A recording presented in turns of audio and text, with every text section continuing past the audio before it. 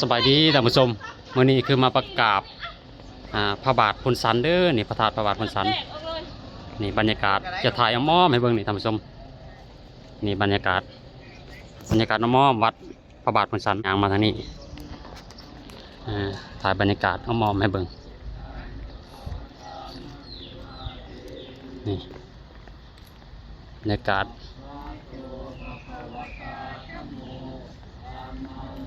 อันนี้คือพระอาจารย์สอนศิลป์ใส่สวรรค์เป็นกราบพระบาทพนสันนี่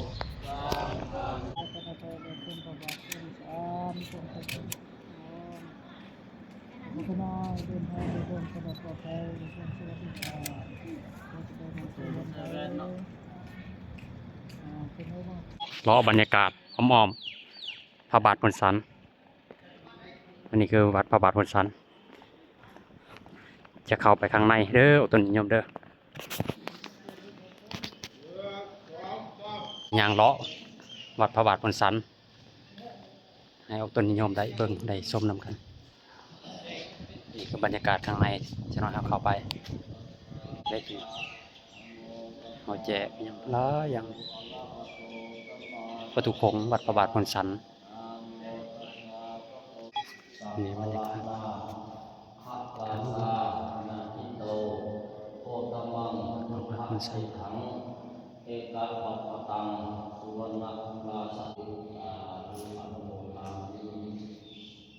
เฮ้ยจันชอ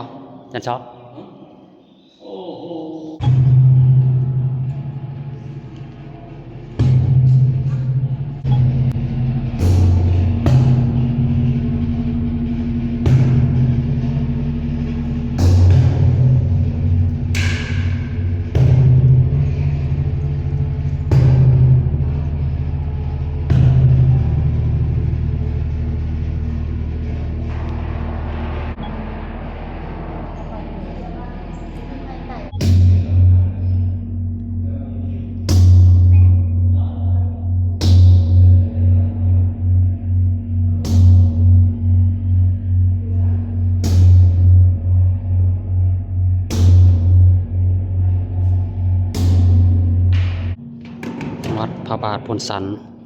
ท่านผู้ชมทั้งหลายนี่เด้อวัดพระบาทพนสันนี่คือห้อยพระบาทพนสัน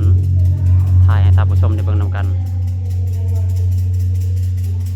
ห้อยพระบาทพนสันเด้อท่านผู้ชมเด้ออยู่ปากสันนี่ให้ท่านผู้ชมเบิ่งนะถ้าว่าไปบ่ได้เคยเบิ่งก็เบิ่งได้สวยสดงดงามท่านผู้ชม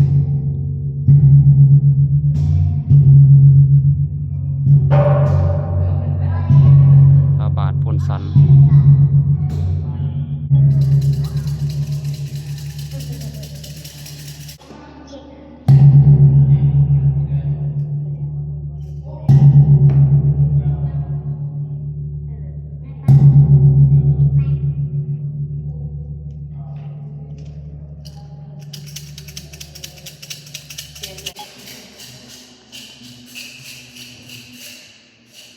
ล้อเบิง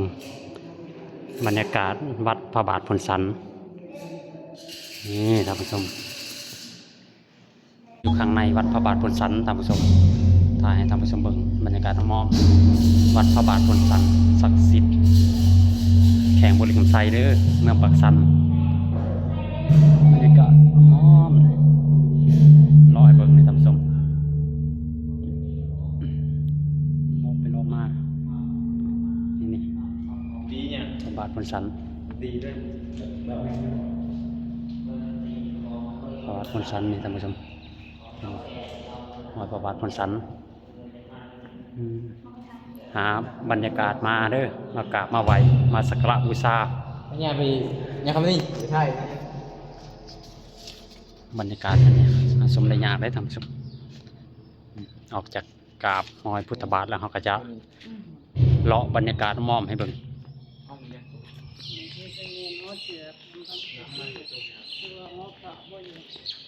ไปหาเลาะไปเลาะกันหาเลาะเบิ่งบรรยากาศวัดเก่าวัดแก่ได้นี่วัดพระบาทพนสันบรรยากาศเลาะป้านี่ครับ ของเก่า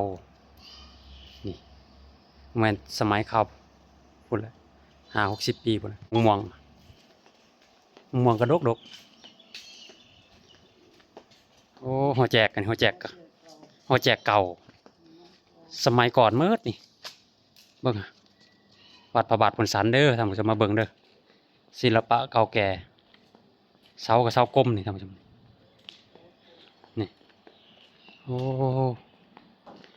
สมานเขามารับชมได้ท่านผู้ชม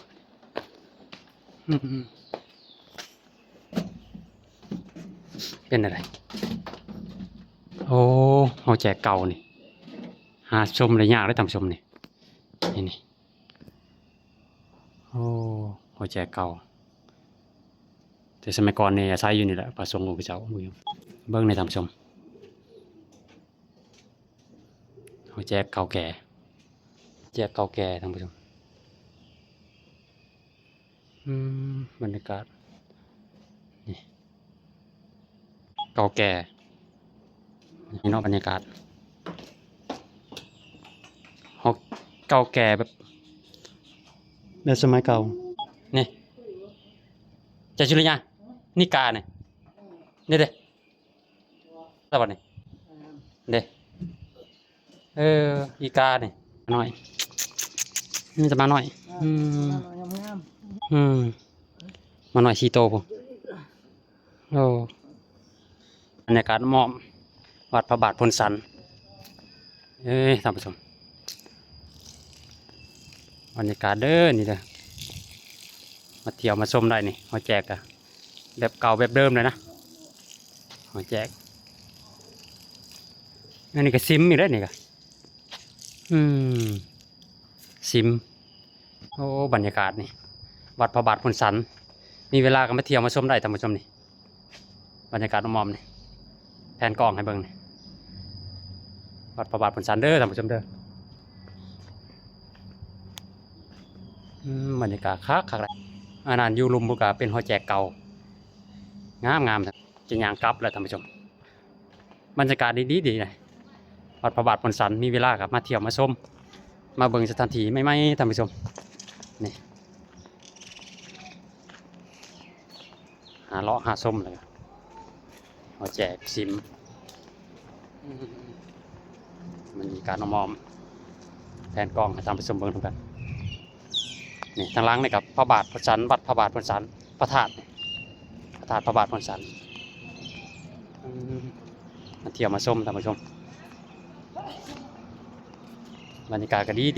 แดดบ่ร้อนปานใดอันนี้ก็บรรยากาศมอมของวัดพระบาทพลสันมาเที่ยวมาชมได้ท่านผู้ชมนี่วัดพระธาตุพระบาทพลสันเด้อนี่เด้อความสวยงามของหอแจกเก่า